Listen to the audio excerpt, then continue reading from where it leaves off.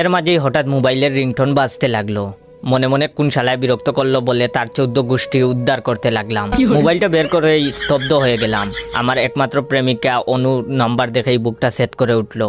এই বুঝি থাপ্পড় খেলাম। সেই থাপ্পড় কি আর ভুলা যায়? ব্রেকআপ করবো ভালো কথা, কিন্তু কি থাপ্পড়ই না মারছিল। এতদিন পর হঠাৎ কল করলো, কারণ কি? বয়ে বয়ে ফোনটা রিসিভ করলাম আর বললাম হ্যাঁ হ্যালো। সে বলল, হারামজাদা কই রে তুই? থাপ্পড়ের কথা মনে নাই নাকি ভুলে গেছস? আমি বললাম হ্যাঁ মনে আছে তো, কি থাপ্পড়টাই না মারছিলা? আচ্ছা এই তুমি কি মানুষ না অমানুষ বলো তো? একে তো ব্রেকআপ করছো, আবার যাওয়ার সময় কিনা 2 গালে গুনে গুনে মুখ 10টা থাপ্পড় মেরেছিলা। সেই থাপ্পড় কি আর ভুলা যায়? এখনো আমি মাঝে মধ্যে সেই থাপ্পড় স্বপ্নে দেখি আর গাল হাতাই। সে বললো, ওই রাখ তোর আজাইরা পেশাল, তুই কই আসস এখন? আমি বললাম কেন? আমি এখন আবার কি করলাম? একে তো তুমি নিজে আমারে কল দিছো, তার উপর এখন বলতেছো পেঁচাল মারতেছি। সে বলল, ওই তুই তোর ছোট ভাইরে কি শিখাইয়া দিছস? আমি বললাম কেন, আমি তো কিছু শিখাই নাই। আর আরিফরে দিয়া তুমি কি করবা? ও আমাদের বংশের একমাত্র ভালো ছেলে, ওর নামে কিছু বললে আমি কিন্তু সহ্য করব না। তখন সে বলল, মিথ্যা বলবি না একদম, তোর ছোট ভাই আজকে আমার ছোট বোনরে প্রপোজ করছে। আমি বললাম আরে বাহ, ঠিকই তো আছে। তাহলে বেয়ান সাহেবা বলেন বিয়া কবে? অনেকদিন হলো কুরমা পোলাও খাই না। সে বলল, এই চুপ, তাবড়াইয়া তোর কান দিয়া গরম দুমা বাইর করমু, ফাইজলামি করস আমার লগে। তখন আমি বললাম, আমি আবার কি করলাম? সে বলল, আমার বোন প্রপোজালে রাজি হয় নাই, যার ফলে তোর ভাই আমার বোন সুমিকে ইচ্ছা মতো পিড়াইছে। আমি বললাম সাব্বাস, এই না হলো আমার ভাই, আমার অপমানের প্রতিশোধ নিছে আমার ভাই। সে বলল, তোর বাইরে বাঁচাইতে চাইলে এক্ষুনি লেকের পার আয়।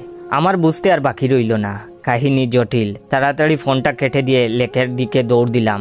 আগে বাইকে বাঁচিয়ে নিয়ে আসি, পরেরটা পরে চিন্তা করা যাবে। লেক বেশি দূর না, তাকায় 20 মিনিটের বেশি সময় লাগলো না।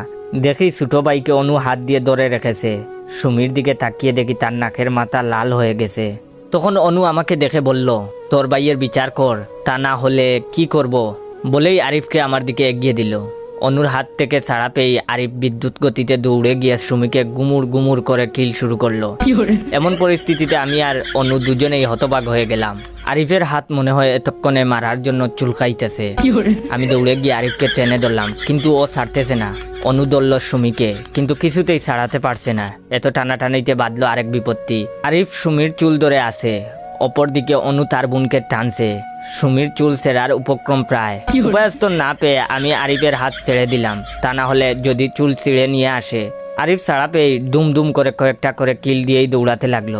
আর দৌড়াইতে দৌড়াইতে বলতে লাগলো, ভাই ওরা আমাদের মোট 11টা মারছিল, আমরা আরো বেশি মেরেছি, আমরা জিতেছি ভাই, এখন পালাও পালাও। আমি ছোট ভাইয়ের পিছু পিছু দৌড়াচ্ছি আর বলতেছি, সাব্বাস ভাই সাব্বাস, তুই আমাদের বংশের গর্ব, তোর জন্য আজ আমার মাথাটা অনেক উঁচু হয়ে গেল ভাই। 20 মিনিট দৌড়াইতে দৌড়াইতে 2 ভাই বাড়িতে আসলাম। অনেক দৌড়াইছি, এখন একটু বিশ্রাম দরকার। কি বলেন আপনারা? দ্বিতীয় পার্টের জন্য কারা কারা অপেক্ষায় ছিলেন অবশ্যই কমেন্ট করে জানাবেন।